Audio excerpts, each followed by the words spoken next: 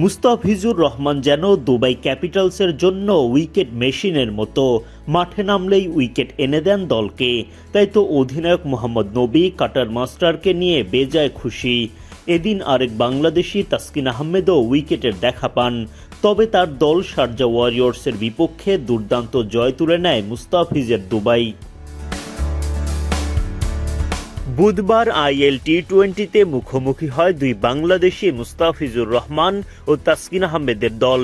Toss জিতে আগে বোলিংয়ের সিদ্ধান্ত নেয় মুস্তাফিজদের দুবাই ক্যাপিটালস। ইনিংসের দ্বিতীয় ওভারে বোলিংয়ে আসেন দ্য ফিজ। দুই সিঙ্গেল দিয়ে শুরুর পর শেষের 4টি বলে ডট। মাত্র 2 রান ব্যয়ে প্রথম ওভার শেষ করেন মুস্তাফিজ। দ্বিতীয় ওভারে গিয়ে একটা বাউন্ডারি হজম করেন তিনি। এবার তার খরচা হয় 9 রান। ব্যক্তিগত 3 নম্বর ওভারে এসে উইকেটের দেখা পান মুস্তাফিজ। সিকান্দার রাজা সহজ ক্যাচ তুলে দেন তার হাতে। উইকেট শিকারের পর অধিনায়ক মোহাম্মদ নবী এসে বাহবা জানান দ্য ফিজকে। আর শেষ ওভারের বোলিংয়ে এসে 2 বাউন্ডারি হজম করে দেন 12 রান। সব মিলিয়ে 4 ওভারে 27 রান খরচায় দ্য ফিজের শিকার 1 উইকেট।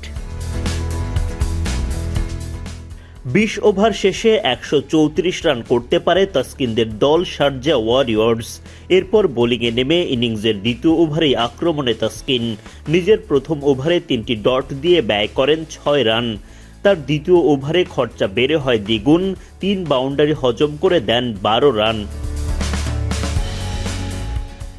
তৃতীয় ওভারে এসে উইকেটের দেখা পান তাসকিন। তার চতুর্থ ওভারের প্রথম বলেই জয় তুলে নেয় মুস্তাফিজদের দুবাই। 3 ওভার 1 বল বোলিং করে 29 রান খরচায় 1 উইকেট শিকার করেন তাসকিন।